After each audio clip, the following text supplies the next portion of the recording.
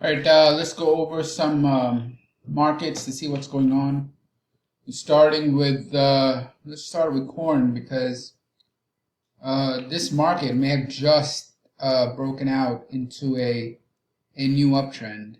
Um, this is I think just as of was it Thursday, you had this break right here. This break has the biggest. What this is.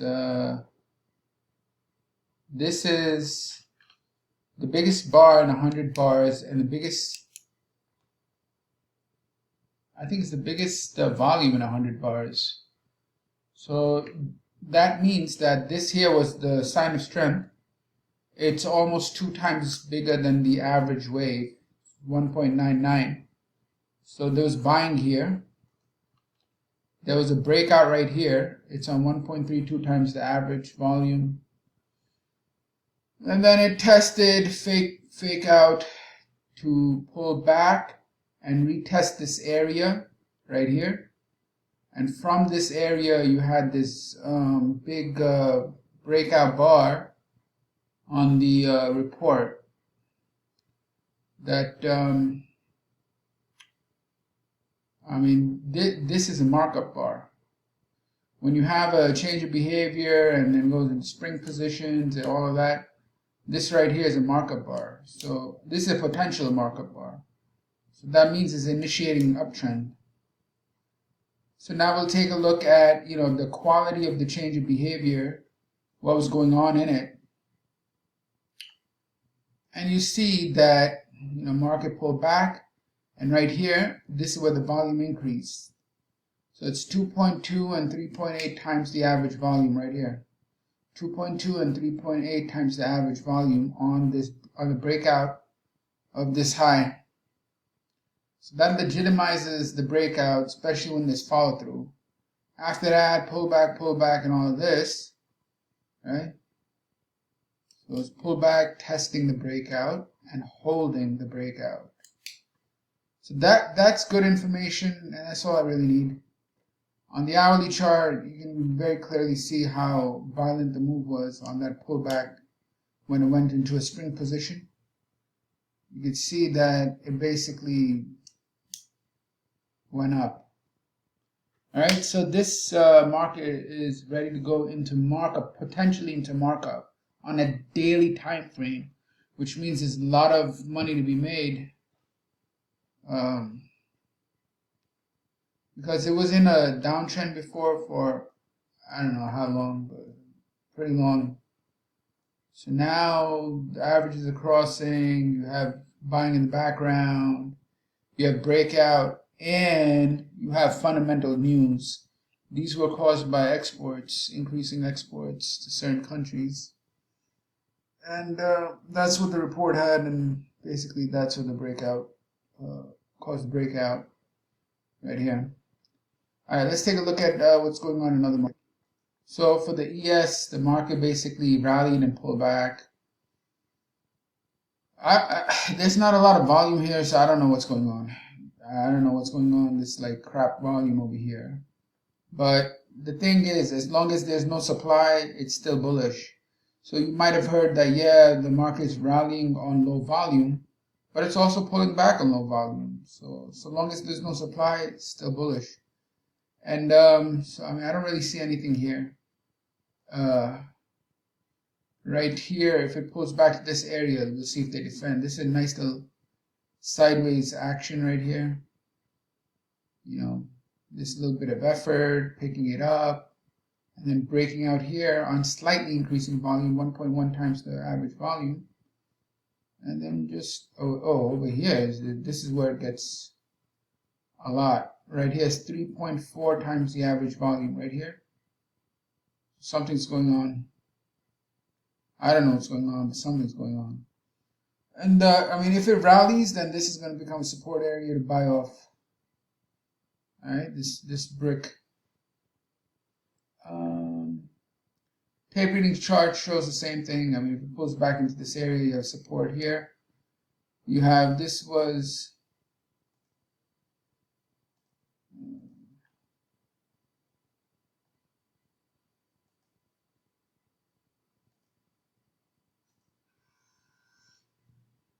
Yeah, I don't know. I think it's like 2.8 times the average volume. So now let's take a look at crude and see what's going on in crude.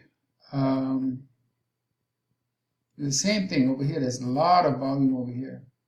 So I guess maybe they're trying to break out. Maybe that's why.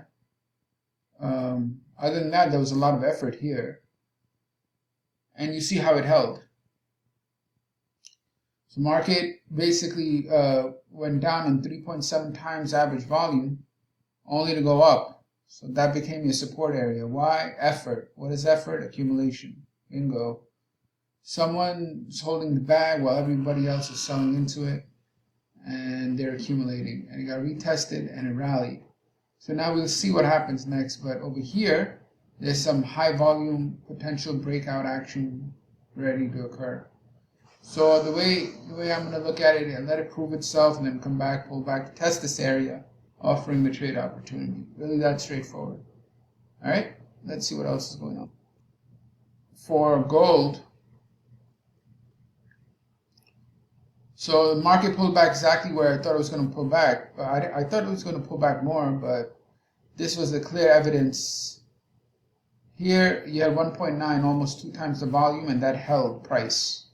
Then 3 times the volume came in and have followed through, created a rally, pulled back to that same area with 3 times the volume, which made support, this support, tested it and went. Now I'm taking a look at these two areas right here that have 1.5 and 1.6 times the volume, basically the breakout volume. And yeah, the market pulled back, and when it gets into this area, look for a trade. And you can see in that area, there's 3 times the average volume in those bricks, like according to this chart, right? But anyway, the whole point is there's a lot of volume, and we just wait for pullbacks. So gold around this area, let's see how it reacts around here, around the 22.10, 22.13. Euro, I don't know what's going on in Euro, because this market, it broke out here, it pulled back, test, reversed, and then the sellers just came and just sold the rally attempt. It took it right back to support. And yeah, I don't know. This thing does not look good. Maybe it's going to spring this area. I don't know. But here, they have to hold. This volume here is 5.2 times the average volume. And the first time they tested it, it attempted a rally and failed. It attempted a rally only to retest the highs, not break through. See the 5.2 times, the big green? So rally, pulled back to test, and went up, double topped, could not break out, so pulled back. Tested again this area, could not rally. It's now final area. So if it doesn't move, it's just gonna break down heavy. So this is the opportunity for it to go. I mean, it tested once, found some buying, but not enough to break out. Tested again, found a very little buying. 1.8 times, not bad. 1.8 times, not bad. So maybe this is gonna spring back up. I'm not sure. But there's buying activity right here. 1.8 times against the test of this area, right? And then didn't have follow through, went back down. Now this looks like a failure, but a lot of times what happens, the initial buying comes in, they spring it, and then the pressure comes in. So that could be a situation that could happen. So I just have to be ready for that. Anyway, let's see what happens. So that is Euro. Okay, this market is getting interesting for me. All right, this market is getting real interesting. This is the breakout right here. This is copper. This is the breakout. You had 2.3 and here is 2.4, and then all of this juice. All right, now pull back. It breaks down because it's this internal breakdown. So just just coming back to test. It hit this area, and you had 3.6 times the volume, and it bounced. That's a lot of effort. So it's finding some buyers at this level.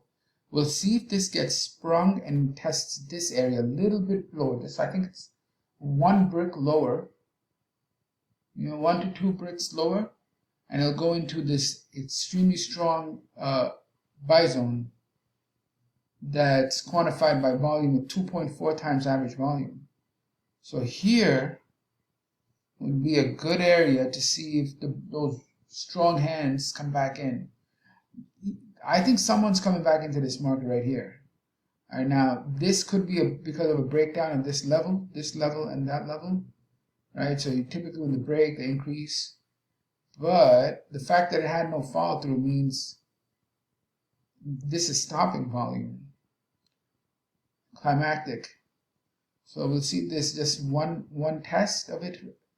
It goes a little bit lower and then buyers come in. Then this is, for me, it's on to buy.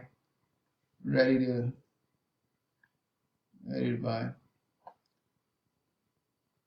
Bitcoin basically rallied, pulled back, went to the same area with 2.7 volume, rallied off that, came back, retested that area, and is going. Right now, volume is increasing to 2.2 times, but unless it has fall through, it means nothing. So I just have to kind of wait and see what happens, and whether this area is going to hold or whether this is going to break out and fall through. We don't really know.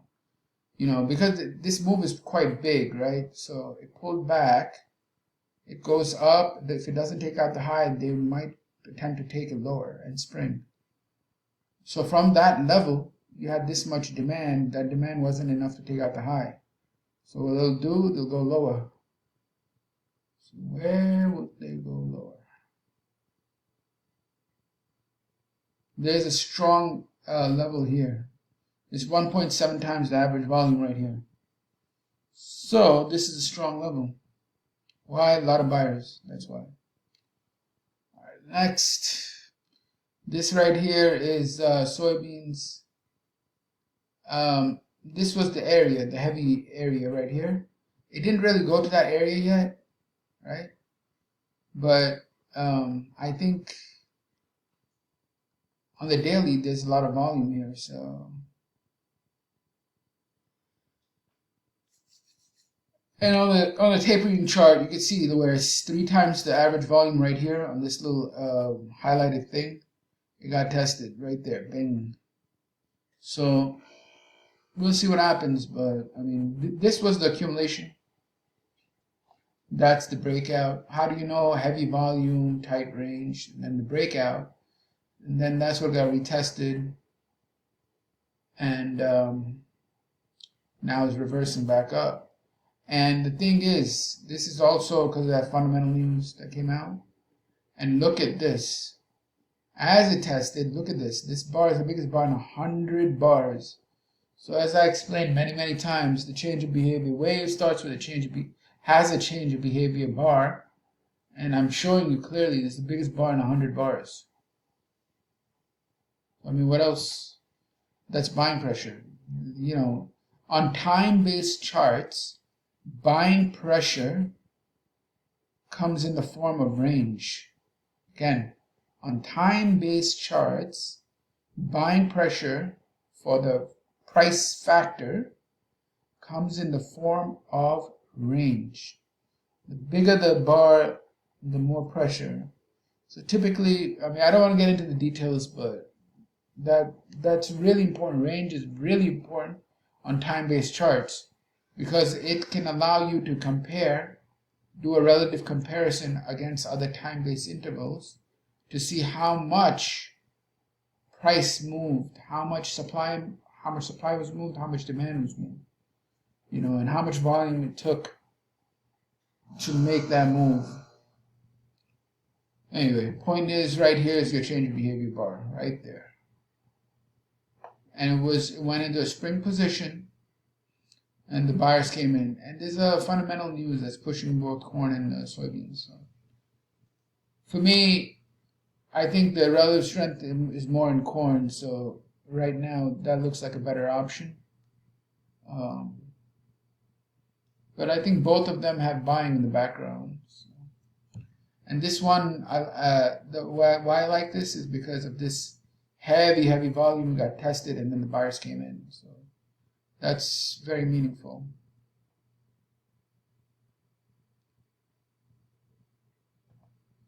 This area here is really strong. It didn't get there yet, and it may not get there. It might just go rally. But damn, that area is very strong. It's the strongest buying area on the chart for at least 100 days. So that is important. All right, thank you. Have a good night.